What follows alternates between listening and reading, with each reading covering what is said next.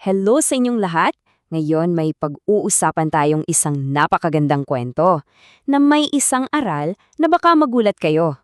Pero bago yan, tanong muna, para sa inyo, ano bang mas kahanga-hanga? Yung isang malaki at magarbong magic trick o yung isang simpleng pagtulong lang sa kapwa na walang nakakakita? Isipin nyo yan, ha? Okay, sige, simulan na natin tong kwento. Nagsimula ang lahat ng si Jesus ay nasa isang lugar na kung tawagin ay Decapolis. Dito may mga kamanghamanghang bagay siyang ginawa. Actually, dalawang pambihirang himala ang ginawa niya. Sunod-sunod.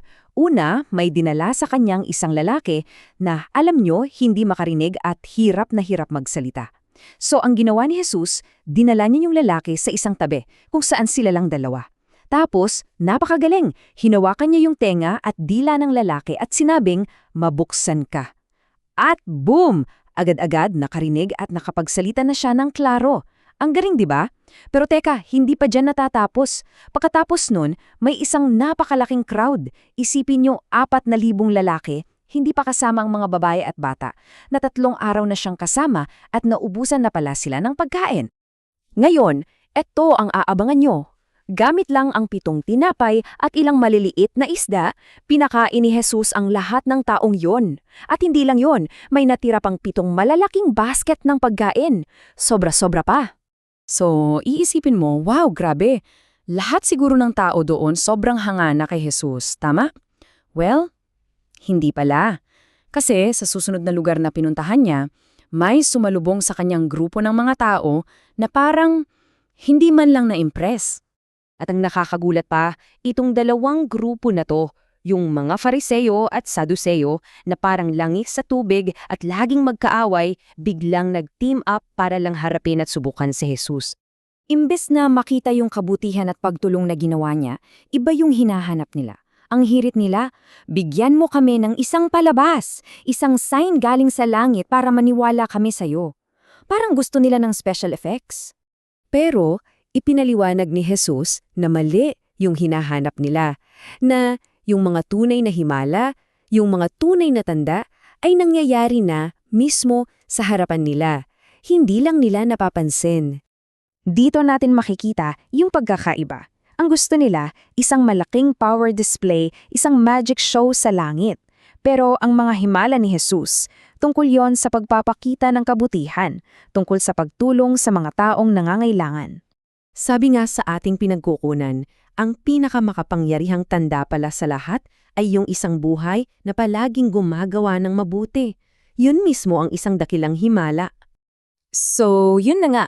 Ang tunay na tanda pala, hindi yung mga nakikita lang natin sa labas, kundi yung pagbabago sa loob mismo ng isang tao.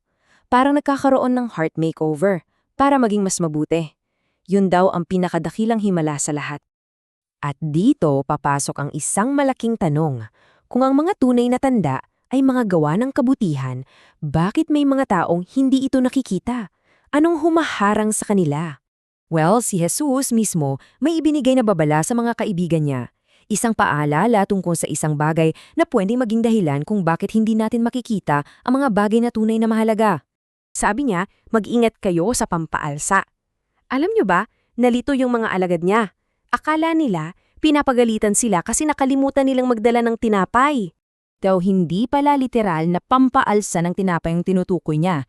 Yung pampaalsa ay isang simbolo. Simbolo ito ng mga masasamang ugali, tulad ng pagiging peke o pagiging makasarili, na kahit maliit lang sa simula, kapag hinayaan mo, naku, dahan-dahang kumakalat at sinisira ang lahat.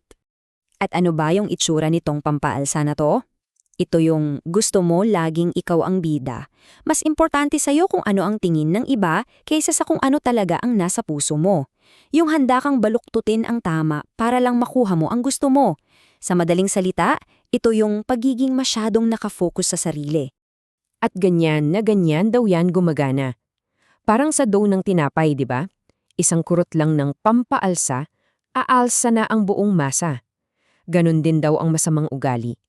Kapag pinapasok mo sa buhay mo, kahit konti, dahan-dahan nitong sinisira ang buong pagkatao mo nang hindi mo namamalayan.